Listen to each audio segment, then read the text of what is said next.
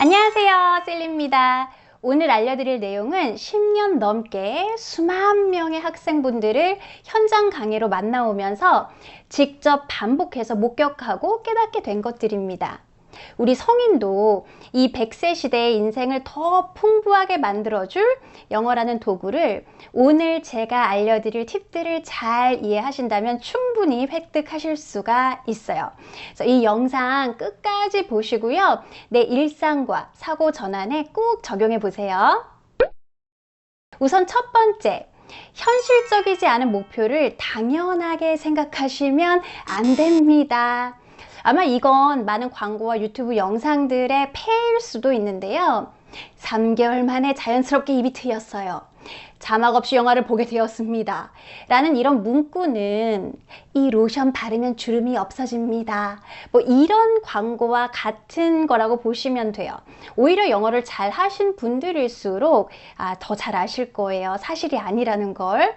자막 없이 드라마나 영화를 보고 다 이해를 할 수 있는 사람들은 그 언어 환경에서 성장하고 그 언어로 교류를 활발하게 해온 사람들이에요. 생물학적으로 언어를 모국어 하듯이 배우는 거는요, 그 시기가 한정이 되어 있기 때문에 굉장히 어려운 일입니다. 이렇게 막연한 목표, 특히 이렇게 비현실적인 거를 목표로 삼다 보면은요, 정작 영어를 배우는 가장 빠른 방법, 즉 기초를 탄탄하게 다져 나가면서 발전시키는 공부보다는 뭐 미드나 영화에서 들어본 이 단편적인 표현들이나 원어민들끼리 즐겨 사용하는 구문이나 뭐 속어 등을 외우는 거에 치중하는 공부를 하게 되기 쉬워요. 또 난 그런 실력이 갖춰질 때까지 영어 잘하는 사람은 아니야, 못하는 사람이야 라는 생각이 오히려 박혀서 발목을 잡게 되는 경우도 많습니다.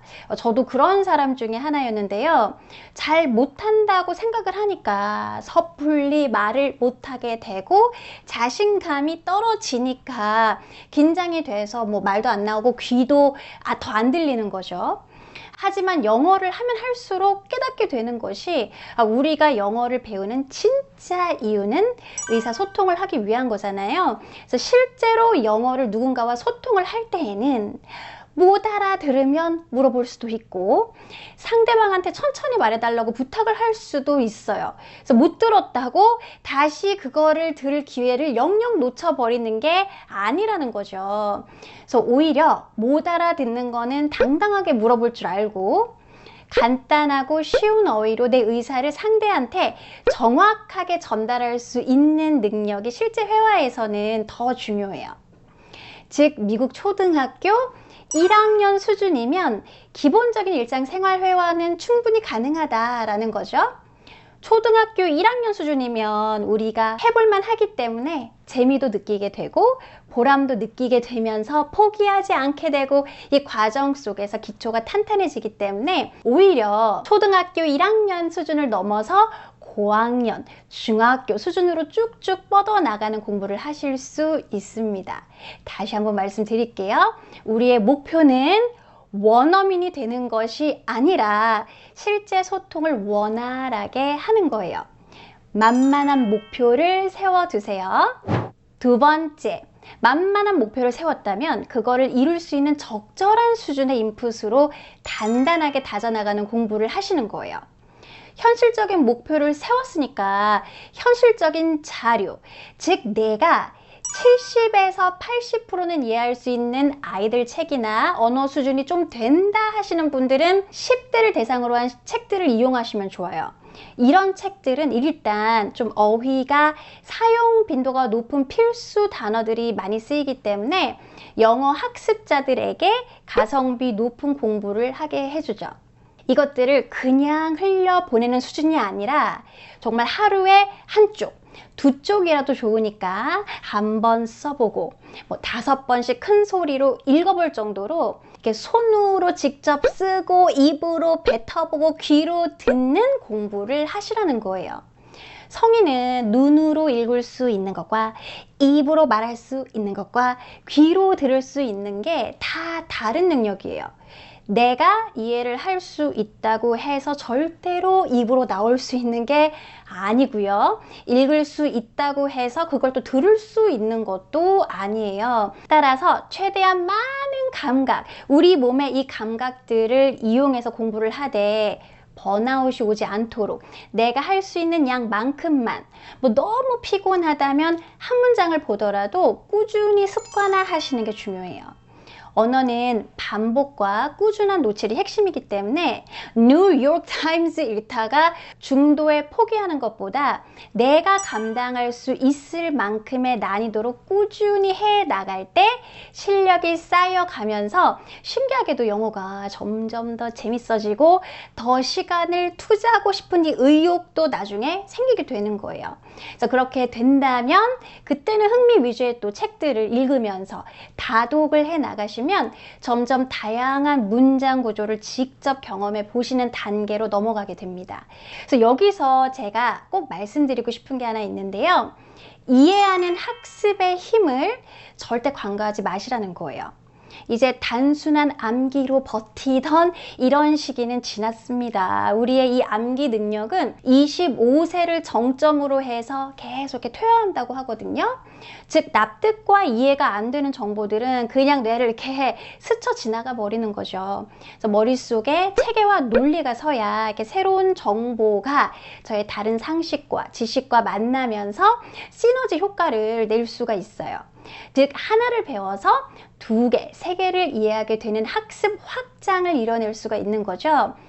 제가 예를 하나 들어볼게요. 잘 들어보세요. I had my mom babysit my son 이라는 문장을 그냥 이 겉보기 문법 형태로만 보면 have는 사역 동사니까 목적어 뒤에 동사 원형이 왔네 하겠지만 그 뒤에 깔린 이 원리를 제대로 알고 나면 이 문장 구조를 사용하는 데 있어서 이해가 되는 게 너무나 많습니다. 우선 엄마가 내 아이를 babysit, 봐주시는 상황을 내가 갖는 거기 때문에 동사 have를 쓰는 거고요. 내가 그런 상황을 had, 이미 가졌다는 건 엄마가 아이를 이미 봐주셨다는 과거 사실이 내포가 되는 거죠.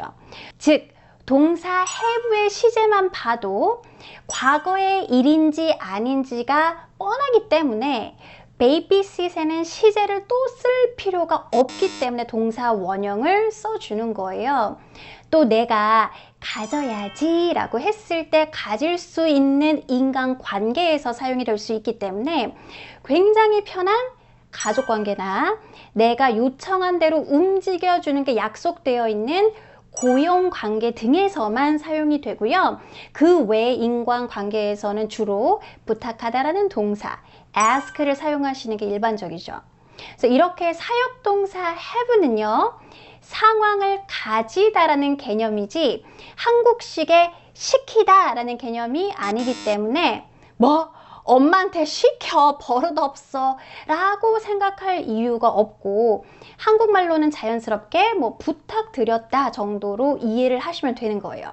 자, 이렇게 그 개념이 이해가 되면 문장 구조가 저절로 머릿속에 콕 와서 박히고요. 더 나아가서 실제로 회화 상황에서 적절하게 내가 말하고자 하는 의도에 맞게 오해 없이 정확하게 표현을 사용할 수가 있게 됩니다. 이 지식의 확장이 느껴지시죠? 그래서 이렇게 영어를 공부할 때 그 뼈대가 되는 문법 룰들이 어떤 역할을 하고 왜 쓰이는지를 이해하는 이 과정도 굉장히 중요해요. 그래서 제가 시중에 많은 문법책이 있지만 정말 많은 고민과 연구 끝에 이렇게 영어의 원리를 설명해주는 쓰이는 영문법이라는 책도 쓰게 된 건데 여러분들이 그동안 궁금하셨을 만한 문법 원리들이 아주 상세하게 많은 예문과 함께 설명이 되어 있으니까는요. 이렇게 문법 공부에 이해하는 공부에 좀 관심이 있으신 분은 참고해 보세요. 특히 만약에 시간 내서 이런저런 공부하는 거 너무 힘들다, 일도 하고 아이도 봐야 된다 라는 분들이나 영어 공부를 처음부터 다시 제대로 시작해 보고 싶다 하시는 분들은요, 이 문법책으로 필사 이렇게 쓰는 거랑 큰 소리로 읽어보시면서 공부하시는 것도 정말 추천드려요. 그동안 공부했던 영어 문법 이 지식들이 쫙 정리가 되고 체계가 잡히는 게 느껴지실 거예요. 마지막으로 하나의 팁을 더 알려드리면서 마치도록 할게요. 이거 역시 바쁜 우리 성인이 효율적으로 공부하기 위한 건데요.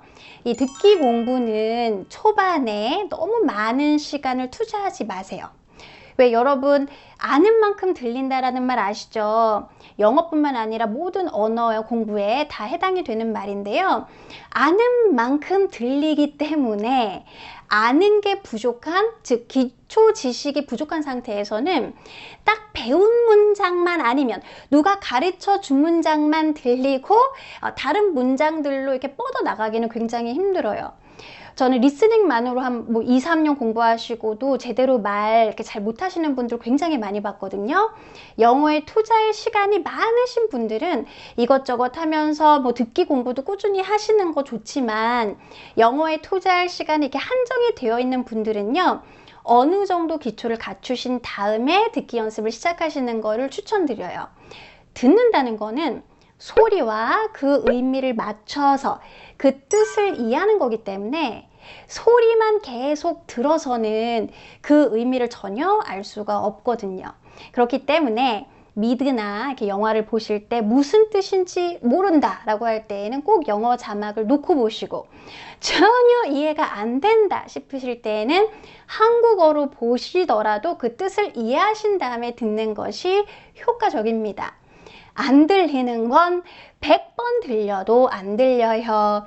이렇게 소리와 그 뜻을 맞출 수준이 되어 있을 때 그때 듣기 연습량을 늘려주세요. 오늘은 바쁜 일상 속에서 에너지 레벨이 낮지만 포기하지 않고 영어를 정복해 나갈 수 있는 꿀팁들을 알려드렸습니다.